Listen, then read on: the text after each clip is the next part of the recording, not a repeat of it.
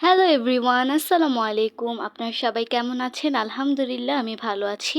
আজকে আবারও চলে আসলাম আপনাদের জন্য নতুন আরেকটি ব্লগ নিয়ে। আর গ্রামে আসার মেন কারণই তো হচ্ছে ভাই বোনদের সাথে দেখা করা, অনেক আড্ডা দেওয়া এবং অনেক জায়গায় ঘোরাঘুরি করা। আর আজকে আমরা সব বোনেরা মিলে ভাবছিলাম একটু কোথাও থেকে ঘুরে আসলে ভালো হতো। তখন আমার মামাতো বোন উঠে বলল আমাদের এখানে নাকি নতুন একটি রাস্তা হয়েছে চকের মাঝে। তাই আমরা সবাই মিলে ভাবলাম ওই দিক থেকেই একটু ঘুরে আসা যাক। আর চকে যেহেতু যাচ্ছি, চক মানেই তো চারো সাইডে শুধু ক্ষেত আর গাছগাছালি। তাই আমি ভাবলাম যে আপনাদের সাথেও আমাদের এত সুন্দর গ্রামের প্রকৃতিটা একটু শেয়ার করা যাক। তো যেই কথা সেই কাজ, আমরা সব বোনেরা মিলে বেরিয়ে পড়লাম যাওয়ার জন্য। প্রথমে তো আমরা ভেবেছিলাম রাস্তা দিয়ে যাব, কিন্তু এখন হচ্ছে আমাদের বাড়ি বাড়ি ঘুরে যেতে হচ্ছে। কারণ আমার নানাবাই যদি রাস্তায় আমাদেরকে দেখে ফেলে তাহলে তো আমরা সবাই একদম শেষ।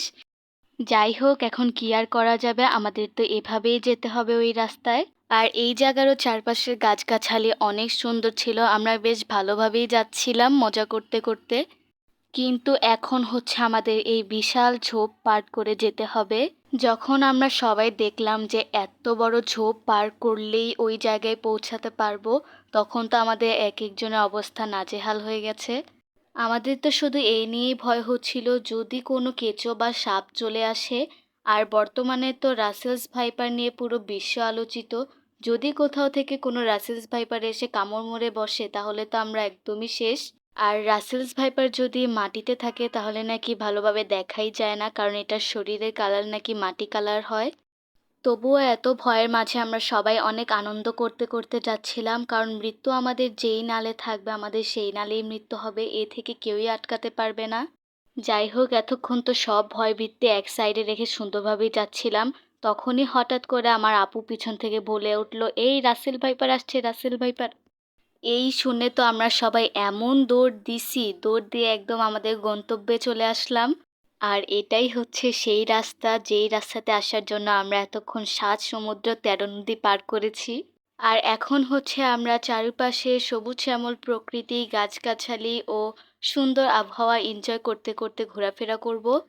আর এই জায়গাটাকে নতুন রাস্তা বলা হয় কারণ হচ্ছে এখানে বড় একটা রাস্তা করা হবে। এখন আমার আপু হঠাৎ করে বলে উঠল এই বিশাল চকটা পার হলে নাকি ওই সাইডে তার একটা বান্ধবীর বাড়ি আছে, সেখান থেকে নিয়ে আজকে আমাদের ঘুরিয়ে আনবে। কিন্তু আমরা সবাই মিলে ভাবছিলাম এই জায়গাটা পার করা আসলে ঠিক হবে কিনা, কারণ এখানে তো পাও রাখার একটা জায়গাও নেই, তেলে আমাদের এই ঘাসের ভিতর দিয়ে পাও রেখে রেখে যেতে হবে। কিন্তু এত ৭ সমুদ্র ১৩ নদী পার করে যেহেতু এখানে এসে পড়েছি, এটা কেন করতে পারবো না। তাই আমরা অবশেষে চূড়ান্ত সিদ্ধান্ত গ্রহণ করলাম যে আমরা ওখানে যাব। আর এখন আমরা বিসমিল্লাহ বলে হাঁটা শুরু করলাম। আর এই জায়গাটাতে ঝোপঝাড় একটু বেশিই ছিল, তাই হাঁটতে একটু প্রবলেম হচ্ছিল। আর সাপ কেঁচোর ভয় তো মনের মধ্যে আছেই। আর কিছু রাস্তা হাঁটার পর আমার আপু বলল সামনে নাকি পানি আছে, ওখান থেকে আর যাওয়া যাবে না। তাই কি আর করার, আমরা এখন আবার ব্যাক করতেছি। আর আমাদের কপাল খারাপ, আমরা এই যুদ্ধটা জয় করতে পারলাম না। যাই হোক, এখন হচ্ছে আমরা আবার হাঁটা শুরু করব। এর মধ্যেই তো একটা গরু আমাদের সামনে এমনভাবে দৌড়ে আসছিল, আমরা তো একদম ভয় পেয়ে গিয়েছিলাম। তখন আবার দেখি সে রাস্তা কেটে নিচে নেমে গেল। আমার মনে হয় যে ও আমাদেরকেই দেখেই ভয় পেয়ে গেছে। যাই হোক, এই জায়গাটা না চারো সাইডে শুধু সবুজ আর নীল। এই সবুজ গাছগাছালি আর হচ্ছে নীল আকাশ। আর বর্ষাকাল হওয়ার কারণে মাঝে মাঝে একটু পানিও দেখতে পেলাম। আমরা তো ৫ বোন এসেছিলাম, তারপর হঠাৎ করে পিছন থেকে দেখলাম আমার ছোট ভাই চিপস নিয়ে আসছে।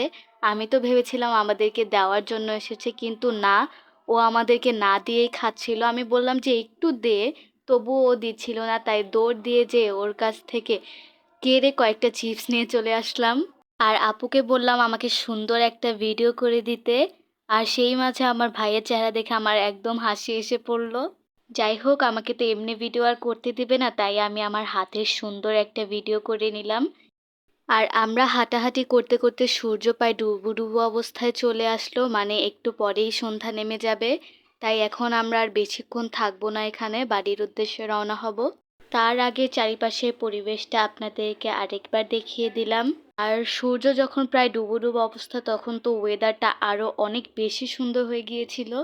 আর এখন হচ্ছে আরো অনেকটা পথ হেঁটে হেঁটে বাড়িতে যেতে হবে। কিন্তু এখন আর ওই ঝোপঝাড় দিয়ে যাব না, যেহেতু সন্ধ্যা হয়ে গেছে, রাস্তা দিয়েই চলে যাব। আর আমার আজকের ভিডিওটা এই পর্যন্তই। ভালো লাগলে অবশ্যই লাইক, কমেন্ট, শেয়ার এবং সাবস্ক্রাইব করতে ভুলবেন না। দেখা হচ্ছে আবার নতুন কোনো ভিডিওতে। আজকের মতো আল্লাহ হাফিজ।